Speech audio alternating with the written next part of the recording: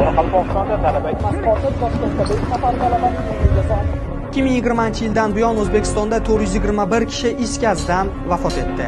Statistikaga qaraganda, kuz va qish mavsumlarida is gazidan zaharlanish va o'lim holatlari ortib bormoqda. Buni xavfini kamaytirish uchun bizda apoklar mavjud.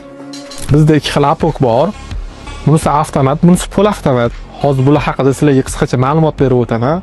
Bu avtomat garelkamiz hisoblanadi. Hop, avtomat garelkalarimiz ko'proq hammom kotyellariga, uy isitish qozonlariga qo'yiladi.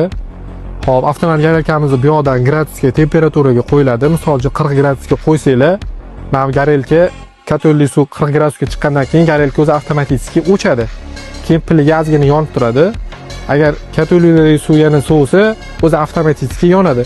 Sizlar borib buni regulovka qilib o'tirmaysizlar, o'zi baland-past qilib regulovka qiladi. Tejamkorligi ham ancha tejamkor. Xo'p, bunimiz polavtomat garelka hisoblanadi. Bu ko'proq uy devor pechkalariga qo'yiladi. Xo'p, xavfsizlik jihatdan bu ham ancha xavfsiz ham tejamkor. Xo'p, bu ko'p turganinglar klapan. Mabodo uylarda gaz kelib turib, o'chib qolsa, 10 sekunddan keyin klapan o'zi avtomatik yopiladi. Uylarga gaz hidi chiqib yotmaydi. Sizlarga ham shunaqa avtomat, polavtomat garelkalar kerak bo'lsa, bemalol Vadamen do'konidan kelib xarid qilishingiz mumkin. Dona va optimga chiroyli narxlarda qilib beramiz. Bizning mablag' har doimgidek O'rikzor, Strugort 2-blok 35-do'kon.